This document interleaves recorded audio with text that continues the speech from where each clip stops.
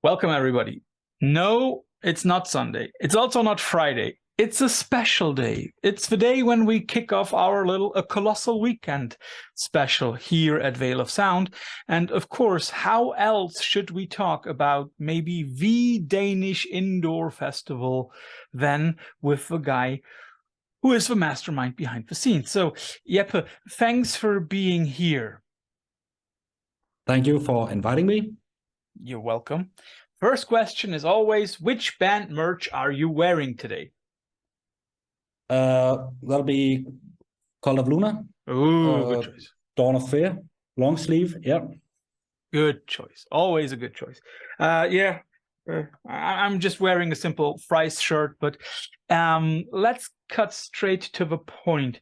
A Colossal weekend. This year, again, as usual, mid-May, Copenhagen. A very nice lineup. And what I like about the lineup is that it's not too big. It's not like 50 bands or something like that. Is that also almost something? Yeah, almost. It's like, I think 42, 45, something like that. 30 something, I believe. Yeah. But is that something that you do on purpose, not book too many acts?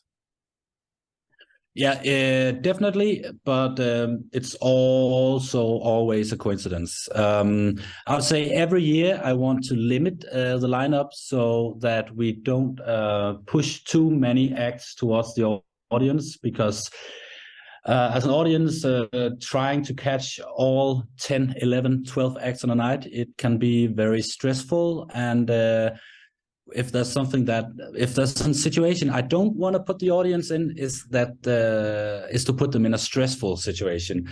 And every year I sort of end up stressing the audience out with too many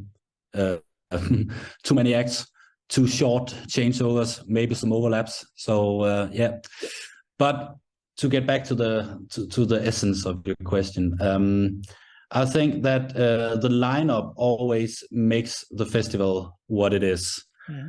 And a Colossal weekend, I'd like to look at this festival as a kind of dynamic festival, which kind of evolves during the year.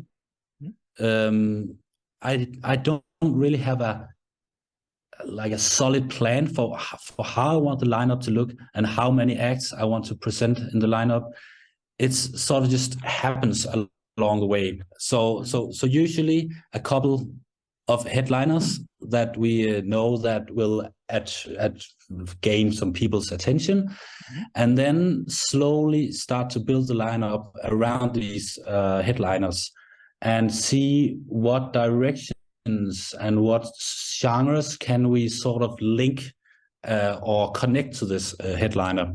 And that's an interesting way to put it, because I think that what we've managed to do with this festival is to present a very varied and different lineup from year to year.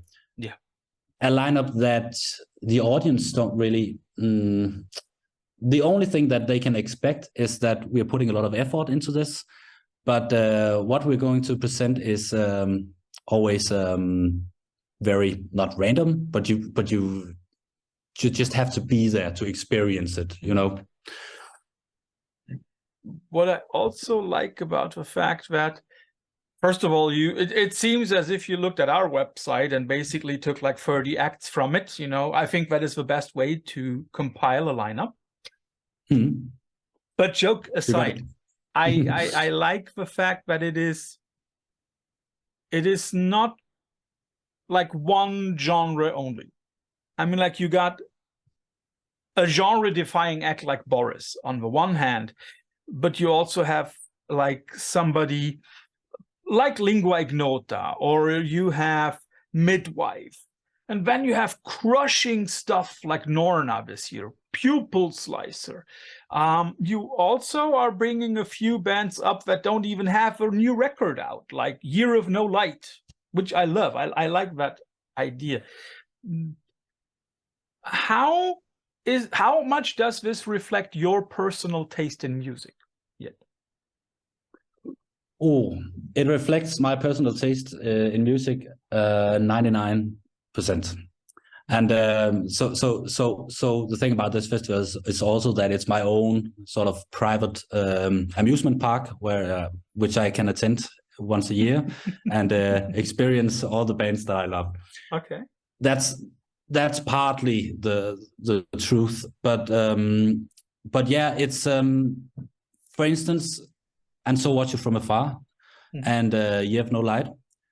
Yeah, that's correct. They don't have new records out, but they sometimes I identify a sort of gap in the lineup. Which act can fill out this gap? Which act can be the glue to sort of underline the purpose, the bigger meaning of this whole event? And this year, I think, even though that Year of No Light was booked because Inter Arma had to cancel, I think that Year of No Light and So Watch You From Afar actually are the bands that also in some way reminds us and remind me and our core audience what this festival was originally about. Because this festival started out as a almost pure post-rock, post-metal festival. I mean, the first year it was This Will Destroy You, Pelican, Russian Circles, and Call of Luna, which were the headliners. And this year, without And So Watch You From Afar and You Have No Light, well, then we're sort of, there's not much leading backwards to where we actually came from.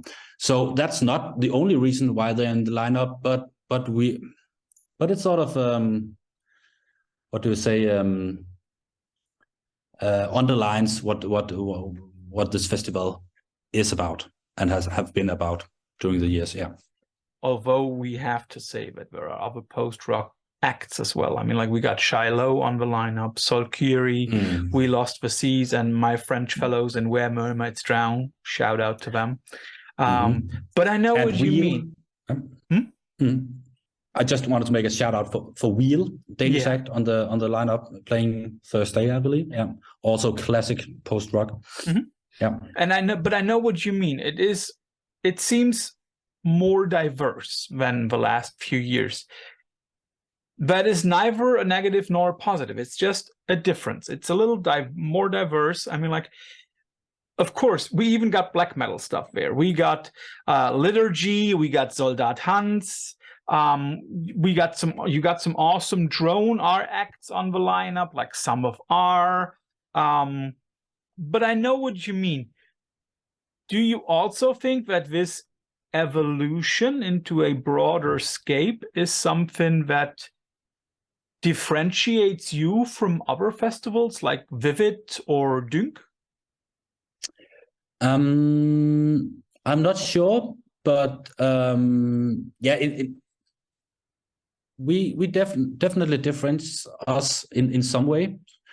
But another thing is, I know that Vivid is a really small market, so they have to be really specific. I believe. I think I've been there. It's a really nice festival. I've also attended Dunk Festival a couple of times. One thing that is important to take into consideration is that Denmark is such a small country and it's such a limited market. So I also need to be strategic in my way to do the programming. So and what I know from myself and from the communities I've been is a part of is that within these subgenres, within metal and alternative music, there's so many overlaps from other genres. So I was a huge fan. I am still fan of Sigur Rós and Russian Circles, and in many ways for me those two acts just cross their sphere in a lot of ways. But if you listen to it, it's just very different. But I think that a lot of people and a lot of acts, performing artists, actually see themselves overlapping different genres, but there are some common ground to identify and to explore, and that's something that I want to take with me when programming this festival. if you like this kind of music, if you're into this more hardcore stuff, I know there's a part of you that really, really like the melodic stuff, and then there's not that's not a long road to the more mellow atmospheric stuff. Yeah. So I mean, that's a way to see the programming, but also, of course, there's a strategic view that I need to combine and look into other communities, other genres, in order to gain people's attention. Also, yeah. When I looked at it, something also struck me, that it's, as we said, it's not a very, very, very big festival, but it seems a little bit like a miniature Roadburn festival. Is that something where you look up to? I definitely look up to Roadburn Festival. There's nothing like Roadburn Festival. Sure. Unfortunately, I couldn't go this year, and but it was great. Yeah, I know. But definitely we hear it a lot, that it's a miniature Roadburn Festival. We don't have that many add-ons. Like, it's the Colossal weekend. It's just shows from 5 in the afternoon until 1 in the night, and not much else. However, we do have some other add-ons. We have a lab with some screenings and some tech stuff you can do, but it's mostly focused around the shows. I know that Roadburn is that as well, but we only have a capacity of 500 each day.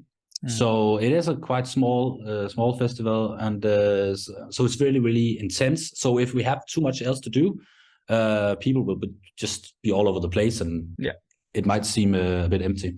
But yeah, we're definitely looking up to Roadburn. However, we're so close to Roadburn. We are in May, and Roadburn is in late April. So we also don't want to be too much like Roadburn, because a lot of our regulars go to Roadburn, and we want to present and be able to do something else. Yeah, but we are highly inspired by Roadburn.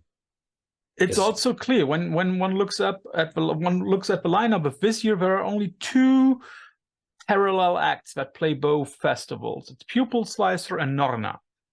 Again, shout out to our friends in Norna, Thomas and Christoph and everybody else. And yeah, that's very interesting. And of course, there are also like overlappings with Dunk Festival. But as I said, I think what I like about a Colossal Weekend is that it is not a one genre festival. You have already mentioned the beginnings of a Colossal Weekend, where it was more of a post-rock, post-metal festival. Tell us a little bit about how you got the idea of coming up with a festival in Copenhagen.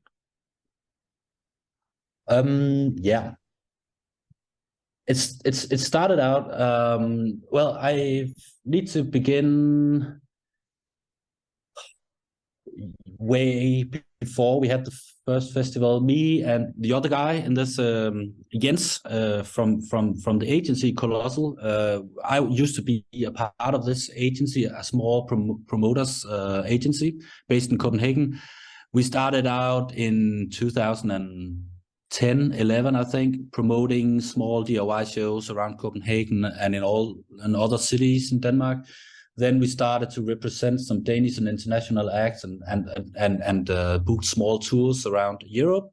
And our focus was mainly bands that the established venues and promoters didn't want to book. So we sort of just had this portfolio with lots of post-rock acts, post-metal, and alternative a lot like what the festival is today. And then I stopped working at Colossal, as I got an internship here at Vega, where I'm sitting now, a venue in Copenhagen.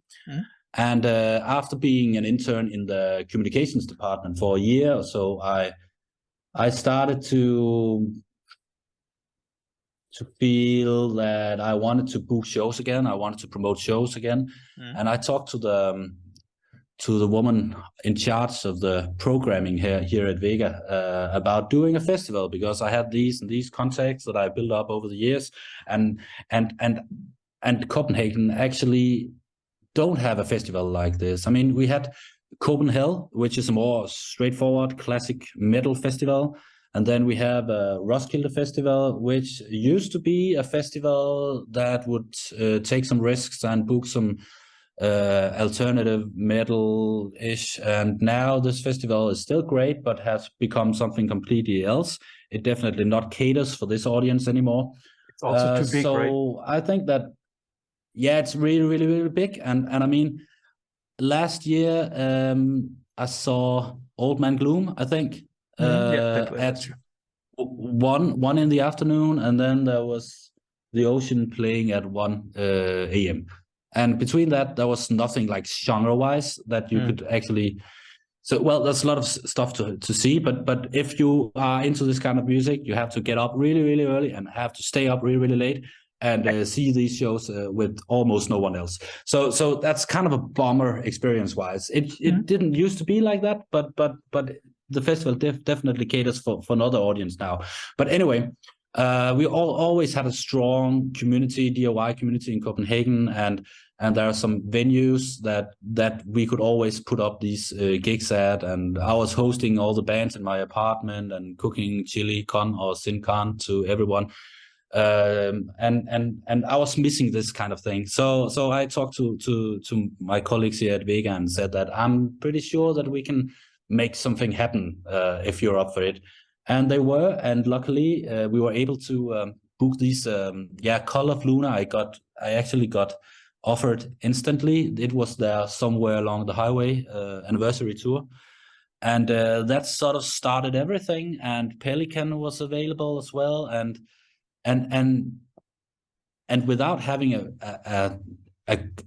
an exact goal of how this should look like or how it end up, it from one day to the other, it was just a festival. 2 days of music that I loved, and then the decision to call it a Colossal Weekend was pretty obvious for us, because the lineup really reflected all the music all the genres that we have been working with in Colossal, and I actually feel like during the years that have gone by, Colossal has sort of become a catalyst of a genre that if you like, it's a Colossal band, and then everyone in Copenhagen, or at least people around the scene, knows what I mean, or what you mean if you say that. It's interesting. Jens still running Colossal. He's also still promoting shows during the year. So there's Colossal booking shows during the year, and then I am at Vega doing a Colossal Weekend booking shows here at Vega. So it's kind of two different things coming together under the Colossal Weekend name. Yeah. And then for the first couple of years, the Arts Council in Denmark sponsored the festival. The city of Copenhagen has sponsored the festival. This year, the Danish rights organization Coda is sponsoring the festival, and also the city of Copenhagen. We have Tuborg on board as well. So even though it's a small festival, it has become something that a lot of people find very important, because there's nothing like this in Copenhagen. And we also see that there's not much like this in southern Sweden or northern Germany as well. So we actually see around 40% of our guests are coming from abroad to this festival, but still only 500 a day. So it's a small but very a close community, an open but close community, you know. And we have lots of regulars coming each year, so it's starting to feel a bit like a family. So, and also we see the interest from the So this is what festival number, which edition are we at right now? So with the skate there, it's the 7th, no 8th. We had 2016, 18, 19, no 20, but 21, 22, the 7th. Yeah. It shows that you've come a long way, right? Yeah, but still, I feel like every year we're starting from scratch. Both with the funding, the lineup, and we don't. And if during the years we've had different.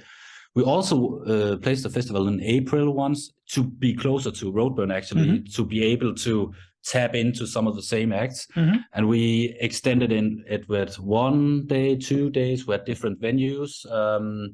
And we've never really found our standard setting, you know.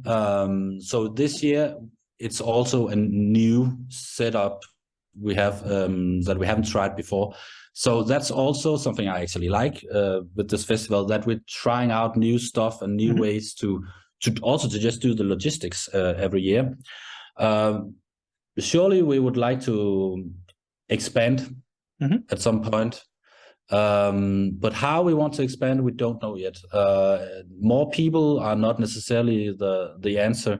More acts is not necessarily the answer. So it mostly depends on what can happen. What do we see? What possibilities do we see? And it's something that we want to follow. Yeah. Yeah. I guess like the next step is like not a huge jump, but always like a slight progression, right? And as you say, like, of course, it's not necessarily a jump from 500 attendants to, let's say, 1,000, but it could be from 500 to 550 or 600, right? But I that's also something that I really, really respect about a Colossal weekend. It still has some kind of, how should I say, it purveys the feeling of a very small community, and that is, of course, something that is awesome to see. As we both know, as everybody knows, we're Roadburn aficionados. We love the festival, but one must agree that it is big. When you walk through the streets of Tilburg through those 5-6 days, it seems as everybody's wearing black and a band shirt. And I guess that, if you have like 500 people in Copenhagen, especially if it's only like 200 from abroad, it doesn't capture the city as much. But then on the other hand, it's cool to see that the city cooperates with you, that shows some kind of spirit. Would you say, as you've already hinted at it, does it also have to do with the somehow DIY spirit of Copenhagen? Because I know that there is this one part of Copenhagen that is basically, can we say, self-governed? You know what I mean? Isn't it? Is it Christiania, or what is it? Christiania, yeah. A sort of self-governed place in the city, but I'd say that's I actually don't really get the question. Do you think that this works so well in Copenhagen because it is there is a certain DIY sense throughout the city? Yeah, it has definitely something to do with that. It's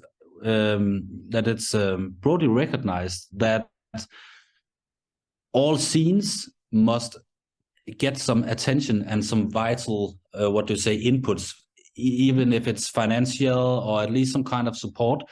And I think that both artists and organizers feel that they are operating in an environment where they can actually succeed with what they are doing, So and even though it's on a small level, it can have a big success. The commercial interests are almost non-existent. Someone else are doing all the commercial stuff. So this is just only focused on, heart, a bigger, meaning. So this is something that gives people a meaning in the life, and I know those are big words, but feeling that you're able to actually provide something to the table makes it easier for people and more interesting for people to take part of, and that's maybe why the DIY scene in Copenhagen has been really strong and still is in all different genres. It's not, I mean, I always thought of DIY as mostly metal, rock, punk music and stuff like that. But I actually see this happen in hip hop, in for techno. It's been going on for many years, but in all sorts of genre. And I mean, I work as a venue programmer here at Vega. We do 350 shows a year in our different capacities, and I see this DIY approach to things happen in all genres. And that's interesting, and especially between the what do you say, Danish national acts. Before anybody now thinks hard, like, from where do I know the guy? Where? Maybe you can also tell our people, our audience, for those who are not like 100% sure, you are playing in a certain band, but some people might know. First, please tell everybody which one. And second, would you ever consider playing a Colossal weekend?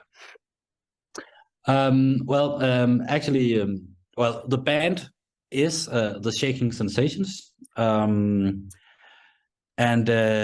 we are not a band anymore. We actually stopped playing. So we will never play a Colossal weekend. But if we were playing, I think that we wouldn't be a part of the festival because that would be to mix up things. And you couldn't see your own shows. I couldn't see my own show. Yeah, you couldn't see the shows you booked, right? Exactly. So no overlaps. Then I had to put us on the main stage, and then don't have any shows in other rooms at the same time. So that will also be to put myself in stupid, right? in the spotlight, and I don't want to do that. So but sadly the band is not going on anymore. We did a record after a long hiatus in 2018, I think, and we played some shows in Denmark, and we had a tour lined up for 2020. And then the big C happened, and then we got kids instead. And then on the other side, being of the at pandemic, home and not on tour, what do you do? TV. We've watched all the shows on Netflix, so exactly. Yeah. So but that was sad not being able to fulfill the potential that we all felt that this new record did have. But I'm still involved with bands and playing music still, so I'm kind of getting my fix still. But but now my main fix is from organizing concerts and being inspired and overwhelmed. And you then say how much of your time is taking up by organizing a Colossal weekend? Is it like something that takes up, if you put it all together, like a month or 2 months of your working hours? I would say a month. 1 month of the year is spent on this.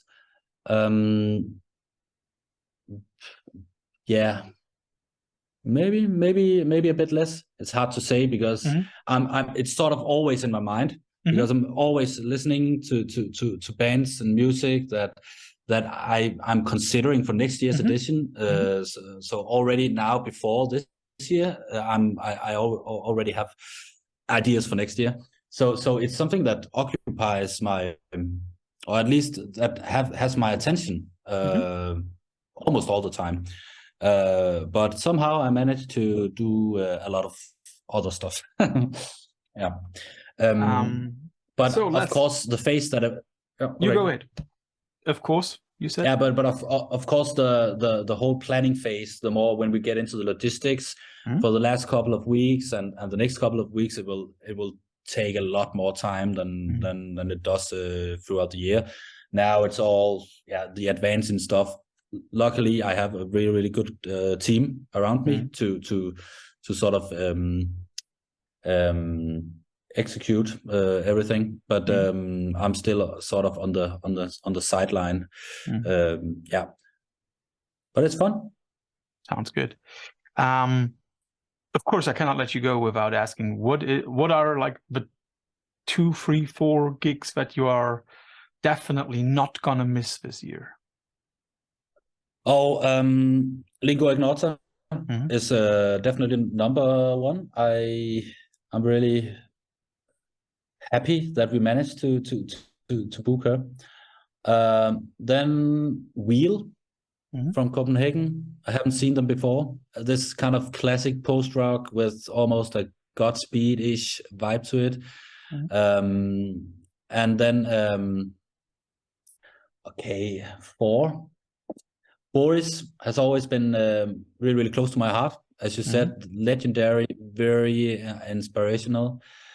And then I have to say Year of No Light, because I've really wanted to have them on the lineup for since we started the festival, but for some reason it hasn't been possible. And I saw them actually when I played with my band at Vivid. I saw them in Kristiansand, and that was one of the best and most intense concert experiences I've ever had.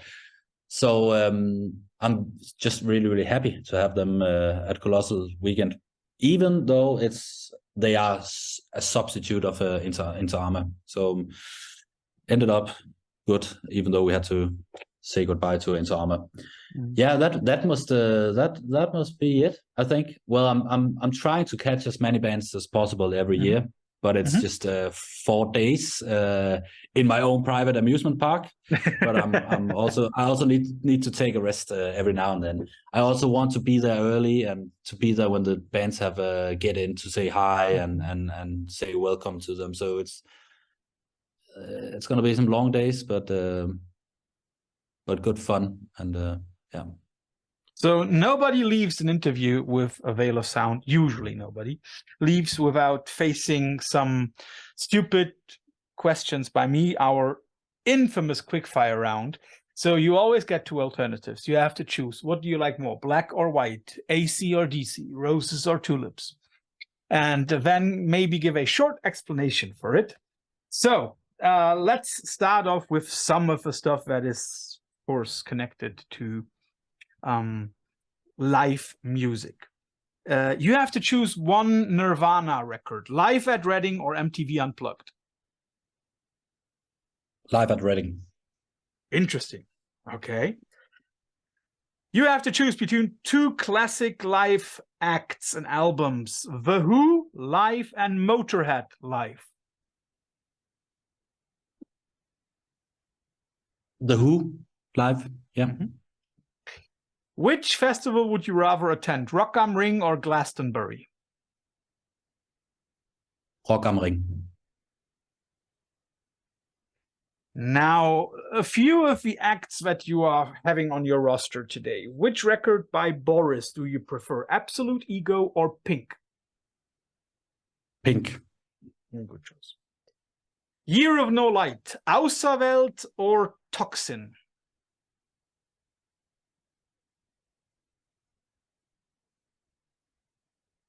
Außerwelt. Now, we know that you got Thomas from Norna, one of the living legends of our genre, right? So which of his other bands or projects would you rather listen to, Breach or The Old Wind?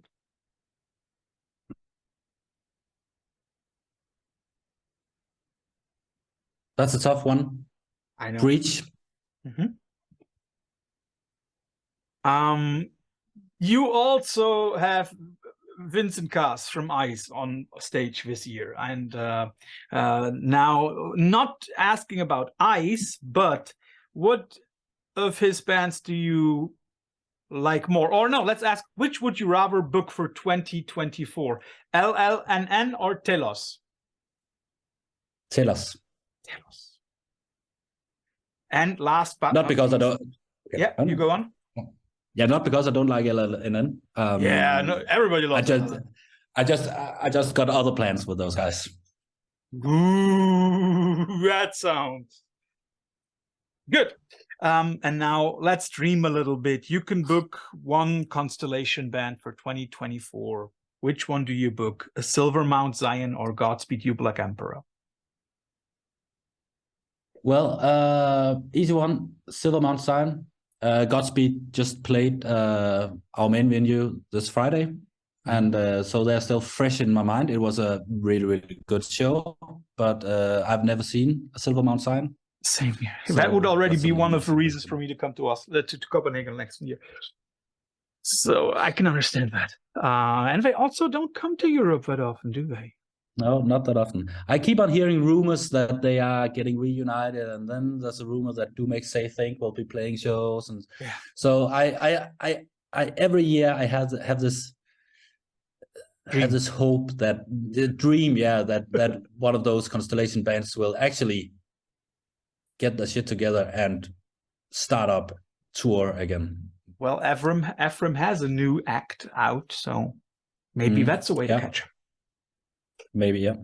Jeppe, thanks for all your time. Thanks for organizing such a wonderful festival in Central Scandinavia, or in Northern Europe, let's put it like that. And all the best for this year's edition. And we cannot wait to, get to hear from our live reporter what he says about the weekend. I unfortunately cannot attend myself, but I know that Stefan will be there and he will probably praise everything you booked. And thanks for doing all of that for our little post-metal, post-rock family. Thanks a lot. Thank you for having me. It's my pleasure, really. So have a good one. You too.